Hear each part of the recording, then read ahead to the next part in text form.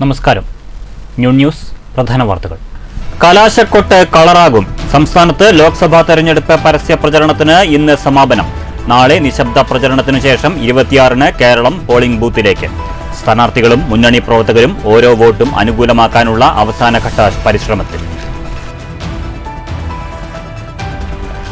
മോദി പറയുന്ന 1000 വർഷത്തെ പ്ലാൻ ജനാധിപത്യത്തെ ഇല്ലാതാക്കാനുള്ള പ്ലാനെന്ന് മന്ത്രി എം പി രാജേഷ്.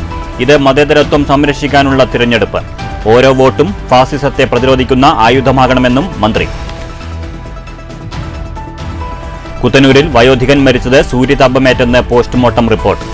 കഴിഞ്ഞ ദിവസം വയലിൽ ദേഹമാസകലം പൊള്ളലോടെ മരിച്ച നിലയിൽ കണ്ടെത്തിയത് കുത്തനൂർ പനയങ്കടം വീട്ടിൽ 65 വയസ്സുള്ള ഹരിദാസനെ.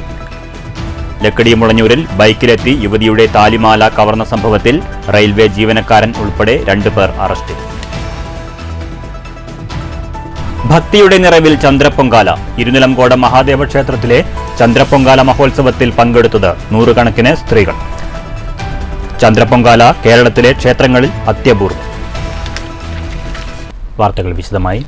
സംസ്ഥാനത്ത് ലോക്സഭാ തെരഞ്ഞെടുപ്പ് പ്രചരണത്തിന് ഇന്ന് കലാശക്കൊട്ട്. നാളെ ശബ്ദകോലാഹലങ്ങളില്ലാതെ പ്രചരണത്തിനു ശേഷം 26-ന് കേരളം പോളിംഗ് ബൂത്തിലേക്ക്.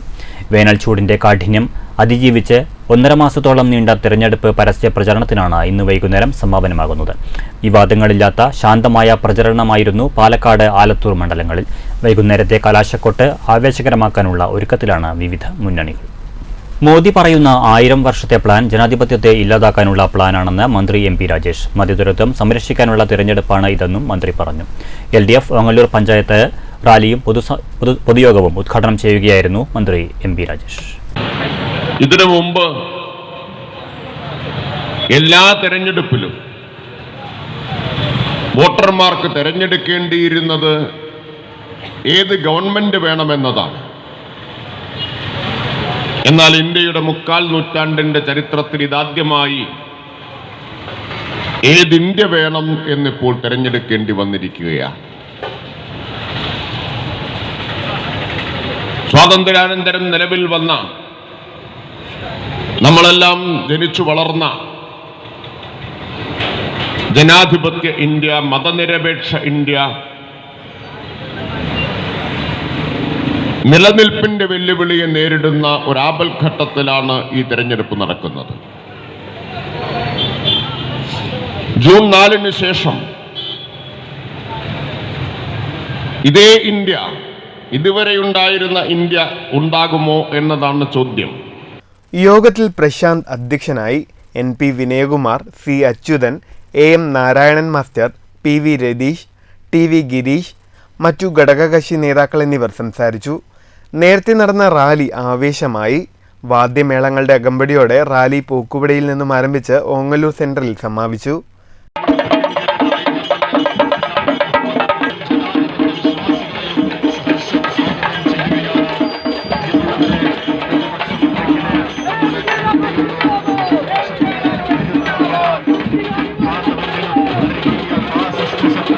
News bureau, Pattambi.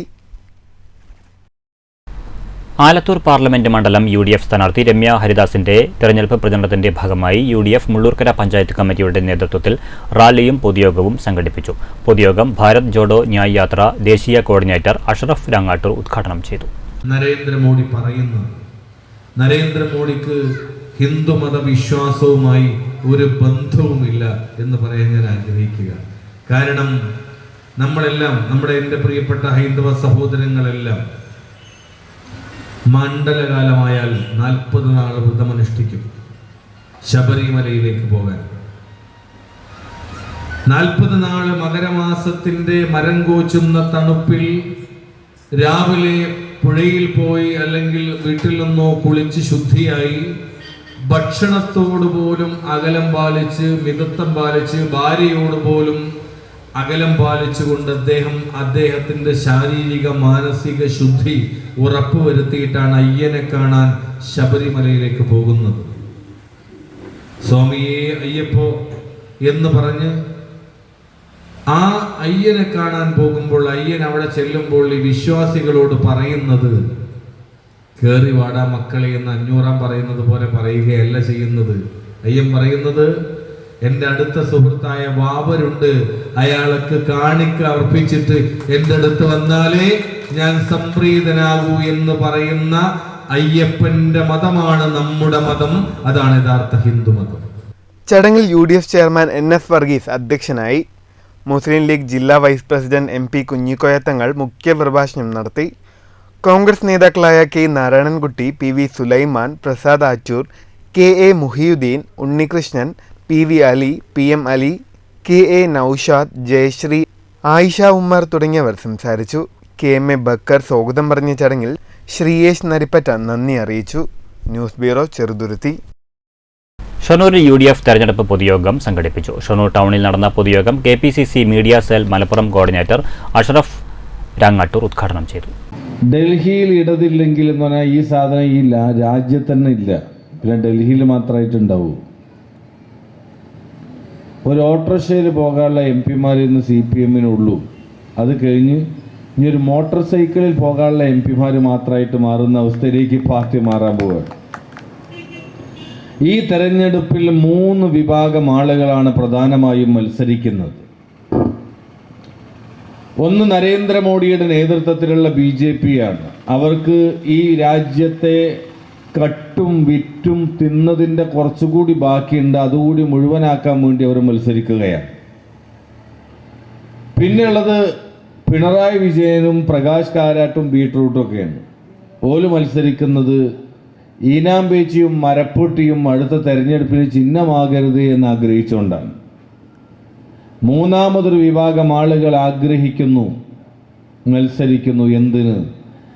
ഗാന്ധിയുടെ ഘാതകർ ഇനിയും ഈ രാജ്യം ഭരിക്കരുത് എന്ന് തീരുമാനിക്കുന്നതിന് വേണ്ടി. അവിടെയാണ് ഈ തെരഞ്ഞെടുപ്പിന്റെ പ്രസക്തി. UDF കൺവീനർ TK ബഷീർ അധ്യക്ഷത വഹിച്ചു. DCC സെക്രട്ടറിമാരായ K കൃഷ്ണകുമാർ, VK ശ്രീകൃഷ്ണൻ, മണ്ഡലം Congress president Vijayaprakash Shankar, TM Yusuf Haji, Saranjith P Thahir, T Seena, Sreekalarajan, Muhammad Ashiq, CV Praveen തുടങ്ങിയവർ പ്രസംഗിച്ചു. News centre, Shoranur. ലോക്സഭാ തെരഞ്ഞെടുപ്പിൽ ആലത്തൂർ മണ്ഡലം UDF സ്ഥാനാർത്ഥി രമ്യ ഹരിദാസിന് വോട്ട് ചെയ്യണമെന്ന നിർദ്ദേശവുമായി Welfare Party Kottayi panchayat committee തെരഞ്ഞെടുപ്പ് കൺവെൻഷൻ നടന്നു. വെൽഫെയർ പാർട്ടി ജില്ലാ സെക്രട്ടറി റിയാസ് ഖാലിദ് കൺവെൻഷൻ ഉദ്ഘാടനം ചെയ്തു. മോഹനൻ കോട്ടായി അധ്യക്ഷനായി. തരൂർ നിയോജക മണ്ഡലം പ്രസിഡന്റ് ബാബു തരൂർ തിരഞ്ഞെടുപ്പ് നിലപാടുകൾ വിശദീകരിച്ചു. B ഷംസുദ്ദീൻ, VV സുലൈമാൻ എന്നിവർ സംസാരിച്ചു.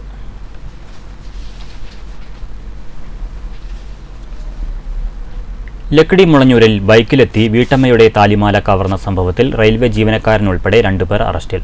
മീറ്റ്ന SRK നഗർ ചമ്പക്കര വീട്ടിൽ പ്രശാന്ത്, റെയിൽവേ ജീവനക്കാരൻ കയറമ്പാറ ആലിക്കൽ വീട്ടിൽ അശോക് കുമാർ എന്നിവരാണ് ഒറ്റപ്പാലം പോലീസിന്റെ പിടിയിലായത്. മുളഞ്ഞൂർ മന്നത്തുകാവ് പറമ്പിൽ ശേഖരന്റെ ഭാര്യ 39 വയസ്സുള്ള രമയുടെ 2.25 പവൻ തൂക്കം വരുന്ന സ്വർണ്ണമാലയാണ് ബൈക്കിലെത്തിയ 2-അംഗ സംഘം അപഹരിച്ചത്. അറസ്റ്റിലായ അശോക് കുമാർ വല്ലപ്പുഴ റെയിൽവേ ഗേറ്റിലെ ഗേറ്റ് കീപ്പറാണ്. ഏപ്രിൽ 18-ന് ഉച്ചയ്ക്ക് 12 മണിയോടെയാണ് കേസിനാസ്പദമായ സംഭവം. പാട്ടത്തിനെടുത്ത് കൃഷി നടത്തുന്ന വാഴത്തോട്ടം നനയ്ക്കുന്നതിനായി രമ പോകുന്നതിനിടയിൽ ബൈക്കിലെത്തിയ അശോക് കുമാറും പ്രശാന്തും വഴി ചോദിക്കാനെന്ന വ്യാജേന അടുത്തെത്തുകയായിരുന്നു. തുടർന്ന് പിന്നിലിരുന്ന റെയിൽവേ ജീവനക്കാരനായ അശോക് കുമാർ മാല വലിച്ചു പൊട്ടിച്ചു.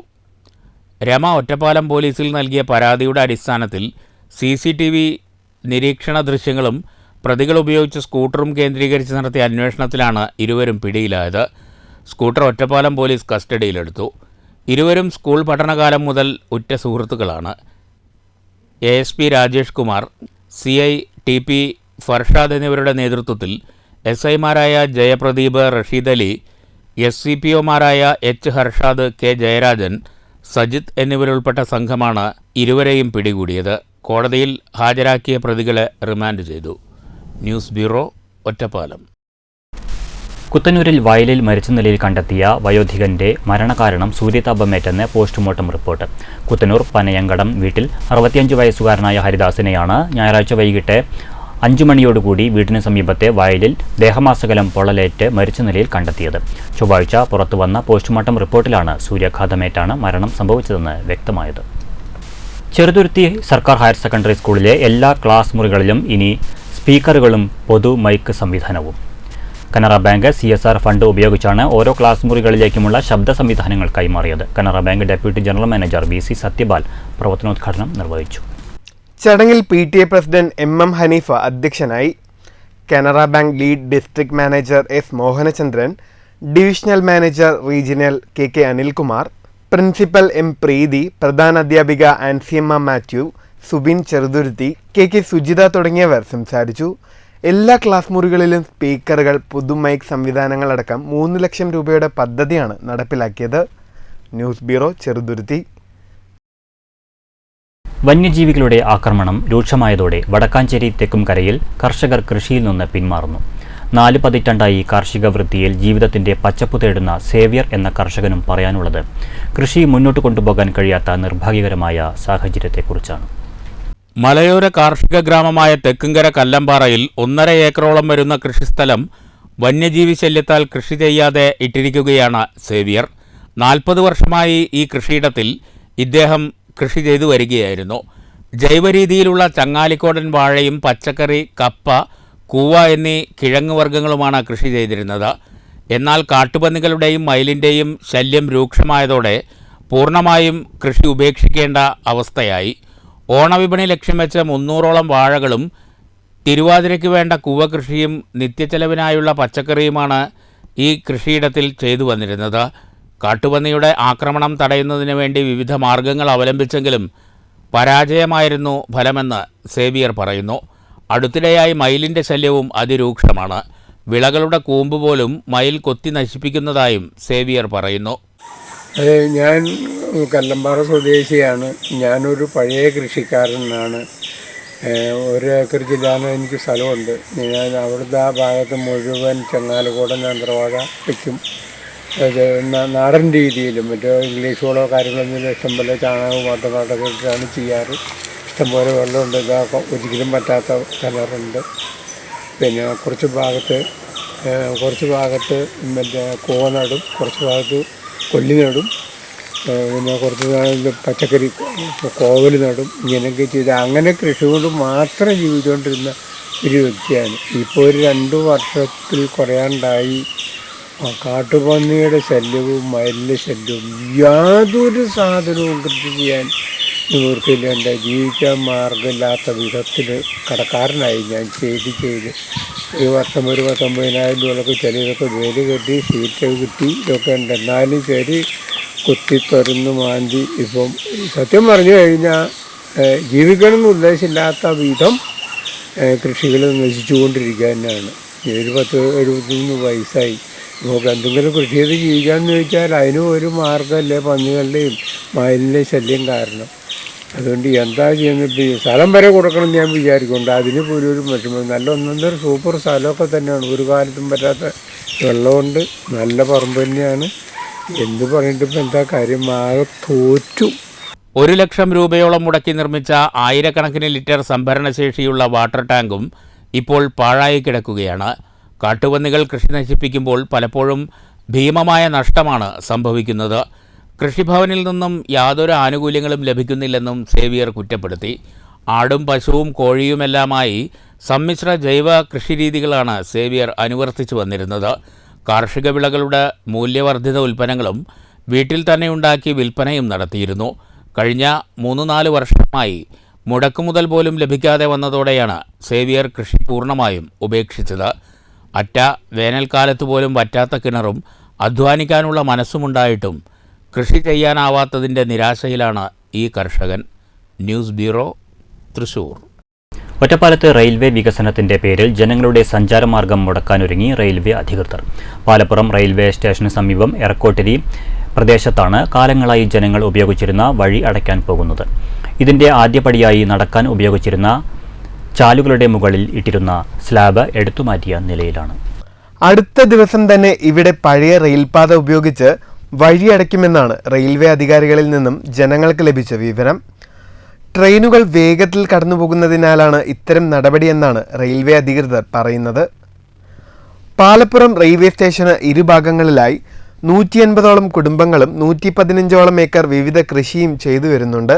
റെയിൽവേ ലൈനിനും ഭാരതപ്പുഴയ്ക്കും ഇടയ്ക്കാണ് കൃഷിസ്ഥലങ്ങളും വീടുകളും സ്ഥിതി ചെയ്യുന്നത്. ഇവിടെ താമസിക്കുന്നവർക്ക് ഒരു അസുഖം വന്നാൽ ആശുപത്രിയിൽ എത്തിക്കാൻ കസേരയിൽ ചുമന്നു വേണം റെയിൽവേ ലൈൻ കടത്തി വാഹനത്തിൽ കയറ്റാൻ. കൃഷിക്കാവശ്യമായ വിത്ത്, വളം, ട്രാക്ടർ, കൊയ്ത്തുയന്ത്രം എന്നിവ കൊണ്ടുപോകാൻ സാധിക്കുന്നില്ല. വിളവെടുപ്പ് കഴിഞ്ഞാൽ നെല്ല്, നാളികേരം, വൈക്കോൽ തുടങ്ങിയ സാധനങ്ങൾ മാർക്കറ്റിലെത്തിക്കാൻ ബുദ്ധിമുട്ടുകയാണ് കൃഷിക്കാർ. അതിനിടയിലാണ് റെയിൽവേ ലൈൻ വികസനവുമായി ബന്ധപ്പെട്ടുള്ള സഞ്ചാരമാർഗവും മുടക്കാനുള്ള ശ്രമം റെയിൽവേ അധികൃതർ നടത്തുന്നത്. ഏകദേശം 150ഓളം വീട്ടുകാർ പണ്ട് മുതൽക്കേ താമസിച്ചു വരുന്നു. അതോടൊപ്പം തന്നെ എയർക്കോട്ടി പാടശേഖര സമിതിയിൽ 115ഓളം ഏക്കർ ഭൂമിയിൽ വിവിധ കൃഷികൾ ചെയ്തുകൊണ്ട് ജീവിക്കുന്നുണ്ട്. ഈ പ്രദേശത്തുകാരുടെ പ്രധാന ഉപജീവന മാർഗവും തൊഴിലും കൃഷി തന്നെയാണ്. ഇപ്പോൾ റെയിൽവേ വികസനവുമായി ബന്ധപ്പെട്ടുകൊണ്ടുള്ള പ്രവർത്തനങ്ങൾ നടന്നുകൊണ്ടിരിക്കുന്ന സമയത്ത് നേരത്തെ തന്നെ ഒരുപാട് ബുദ്ധിമുട്ടിയിട്ടാണ് റെയിൽവേ ക്രോസ് ചെയ്തിരുന്നത്. രോഗികളായ ആളുകളെയൊക്കെ തന്നെ ചുമന്നിട്ടാണ് നമ്മൾ റെയിൽവേ കടത്തിക്കൊണ്ട് ആശുപത്രിയിൽ കൊണ്ടുപോയി.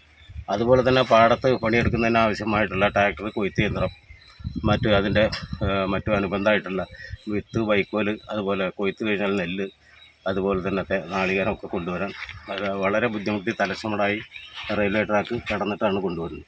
റെയിൽവേ വികസനത്തിനെതിരല്ലെന്നും കടന്നു പോകുന്നതിനുള്ള സൗകര്യമൊരുക്കി യാത്രാ ദുരിതം പരിഹരിക്കണമെന്നാണ് പാലപ്പുറം റെയിൽവേ സ്റ്റേഷൻ പരിസരത്ത് താമസിക്കുന്നവരുടെയും കൃഷിക്കാരുടെയും ആവശ്യം. പ്രശ്നം കാണിച്ച് റെയിൽവേ അധികാരികൾക്ക് നിവേദനം നൽകാൻ ഒരുങ്ങുകയാണ് നാട്ടുകാർ. വികസനം നടക്കുമ്പോൾ റെയിൽവേ കുറുകെ നടപ്പാതകളോ പ്രദേശത്തുള്ള നിലവിലെ ഓവുപാലം ഉയരവും വീതിയും കൂട്ടി വാഹനങ്ങൾക്ക് കടന്നു പോകുന്നതിനുള്ള സൗകര്യമൊരുക്കി യാത്രാ ദുരിതം പരിഹരിക്കണമെന്നാണ് പാലപ്പുറം റെയിൽവേ സ്റ്റേഷൻ പരിസരത്ത് താമസിക്കുന്നവരുടെയും കൃഷിക്കാരുടെയും പ്രധാന ആവശ്യം. പ്രശ്നം കാണിച്ച് റെയിൽവേ അധികാരികൾക്ക് നിവേദനം നൽകാൻ ഒരുങ്ങുകയാണ് നാട്ടുകാർ. ഇപ്പോൾ വികസനവുമായി ബന്ധപ്പെട്ടുകൊണ്ടുള്ള പുതിയ രീതിയിലുള്ള അവരുടെ വികസന പ്രവർത്തനം റെയിൽവേയുടെ ഭാഗമായിക്കൊണ്ട് ഇവിടെയൊക്കെ അടച്ചു കെട്ടുന്നതിനുള്ള പ്രവർത്തികൾ നടന്നുകൊണ്ടിരിക്കുകയാണ്.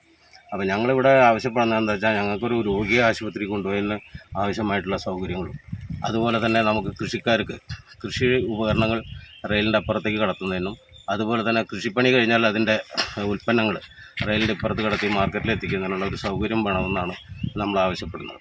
അതിപ്പോൾ നിലവിൽ നമ്മൾ ഓരോ റെയിൽവേ ട്രാക്കുള്ള കാലത്ത് ഇതിലെ നമ്മൾ കാളവണ്ടിയിലൊക്കെ നമ്മൾ ഈ സാധനങ്ങൾ കൊണ്ടുപോയിരുന്നതായിട്ട് പഴമക്കാർ പറയുന്നത് കേട്ടിട്ടുണ്ട്. അപ്പോൾ അതൊക്കെ തന്നെ രണ്ടാമത്തെ റെയിൽ വന്നതോടുകൂടെ, സെക്കൻഡ് ട്രാക്ക് വന്നതോടുകൂടെ ഒക്കെ തന്നെ അടച്ചു കെട്ടി. അതുകൊണ്ട് അതിലിപ്പോൾ പോകാൻ കഴിയില്ല. ഇനിയിപ്പോൾ ഏകമാർഗ്ഗം നമ്മൾ കൊയ്ത്ത് മെഷീനൊക്കെ കൊണ്ടുവരുന്ന ലക്കിടിയുടെ അപ്പുറത്തുള്ള ഓവുപാലത്തിൽ കൂടെ കടത്തിയിട്ടാണ് നമ്മൾ കൊണ്ടുവരുന്നത്. അതൊക്കെ ഭാരിച്ച ചിലവുകൾ വരികയാണ്.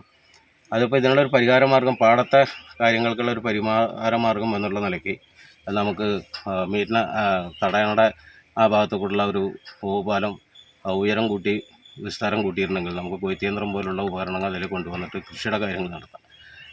ഇവിടെ താമസിക്കുന്ന ആളുകളുടെ മറ്റു കാര്യങ്ങൾ നടത്തണമെങ്കിൽ ഇപ്പോൾ റെയിൽവേ വികസനവുമായി ബന്ധപ്പെട്ടുള്ള പല ഭാഗങ്ങളിലും അടിപ്പാതകൾ റെയിൽവേ നിർമ്മിച്ചു കൊടുക്കുന്നുണ്ട്. അതേപോലെ തന്നെ അടിപ്പാത അനുവദിച്ചു കിട്ടിയാൽ മാത്രമേ നമുക്ക് വെള്ള ആളുകളുടെ യാത്രാ ദുരിതം അവസാനിക്കാൻ കഴിയുള്ളൂ. അതുകൊണ്ട് സത്വരമായിട്ടുള്ള ഇടപെടൽ റെയിൽവേയുടെ ഭാഗത്തുനിന്ന് ഉണ്ടാവണമെന്നാണ്. News bureau, Ottapalam. പ്രശസ്തിയാർജിച്ച മുള്ളൂർക്കര ഇരുനിലംകോട് മഹാദേവ ക്ഷേത്രത്തിലെ ചന്ദ്രപൊങ്കാല മഹോത്സവം നടന്നു. നൂറുകണക്കിന് സ്ത്രീകൾ പൊങ്കാല മഹോത്സവത്തിൽ പങ്കാളികളായി. മേടമാസത്തിലെ പൗർണമി നാളിൽ ഉദിച്ചുയരുന്ന ചന്ദ്രനെ കൈകൂപ്പി പാർവതി ദേവിയെ തൊഴുത് അനുഗ്രഹം വാങ്ങിയും ആഗ്രഹം പറഞ്ഞും ചന്ദ്രപൊങ്കാലയ്ക്ക് തുടക്കം കുറിച്ചാൽ ഈ വർഷത്തെ എല്ലാ ആഗ്രഹങ്ങളും നിറവേറുമെന്നാണ് ഐതിഹ്യം. ക്ഷേത്രം ശാന്തി രാജീവിന്റെ നേതൃത്വത്തിൽ ക്ഷേത്രത്തിൽ നിന്ന് പ്രത്യേകമായി പൂജിച്ച ദ്രവ്യങ്ങളും നിലവിളക്കുമായി ചന്ദ്രപൊങ്കാലം നടക്കുന്ന സ്ഥലത്തേക്കെത്തി. പ്രത്യേകമായി ഉണ്ടാക്കിയ അടുപ്പിലേക്ക് മുള്ളൂർക്കര കനറ ബാങ്ക് മാനേജർ പ്രിയങ്ക പങ്കജ് ഭദ്രദീപം കൊളുത്തിയതോടെ പൊങ്കാലയ്ക്ക് തുടക്കം കുറിച്ചു.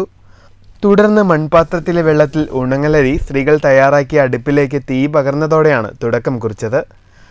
അരി പാകമായി കഴിഞ്ഞാൽ ആദ്യം തിളച്ചു വരുന്ന പത പുറത്തുപോയാൽ ആ വർഷത്തെ എല്ലാ പാവങ്ങളും കഴുകിക്കളഞ്ഞുവെന്നും ഐതിഹ്യമുണ്ട്. തുടർന്ന് ശർക്കരയും നെയ്യും മറ്റുമിട്ട് വേവിച്ചതിനു ശേഷം ക്ഷേത്രത്തിൽ നിന്ന് പൂജിച്ച ദ്രവ്യങ്ങൾ പായസത്തിലേക്ക് നൽകുന്നതോടുകൂടിയാണ് പൊങ്കാല ചടങ്ങിന് സമാപനമാവുന്നത്. ക്ഷേത്ര സംരക്ഷണ സമിതി president PS Raghavan, secretary MV Devadas, treasurer VK Sivadas, ക്ഷേത്രസമിതി അംഗങ്ങളും ചടങ്ങിന് നേതൃത്വം നൽകി. എപ്പോഴും ഇവിടെ വരണം, ഭഗവാനെ കാണണം, തൊഴണം എന്നൊക്കെ എപ്പോഴും അവർക്ക് തോന്നാറുണ്ട്. സമയം കിട്ടുമ്പോഴൊക്കെ വരാറുണ്ട്.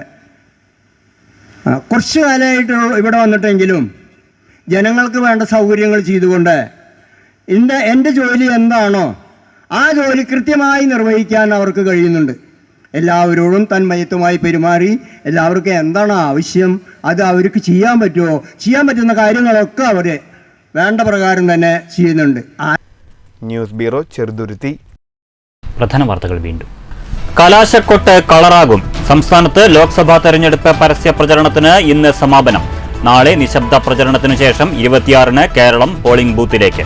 സ്ഥാനാർത്ഥികളും മുന്നണി പ്രവർത്തകരും ഓരോ വോട്ടും അനുകൂലമാക്കാനുള്ള അവസാനഘട്ട പരിശ്രമത്തിൽ. മോദി പറയുന്ന 1000 വർഷത്തെ പ്ലാൻ ജനാധിപത്യത്തെ ഇല്ലാതാക്കാനുള്ള പ്ലാനെന്ന് മന്ത്രി എം.പി. രാജേഷ്. ഇത് മതേതരത്വം സംരക്ഷിക്കാനുള്ള തിരഞ്ഞെടുപ്പ്. ഓരോ വോട്ടും ഫാസിസത്തെ പ്രതിരോധിക്കുന്ന ആയുധമാകണമെന്നും മന്ത്രി. കുത്തനൂരിൽ വയോധികൻ മരിച്ചത് സൂര്യതാപമേറ്റെന്ന് പോസ്റ്റ്മോർട്ടം റിപ്പോർട്ട്.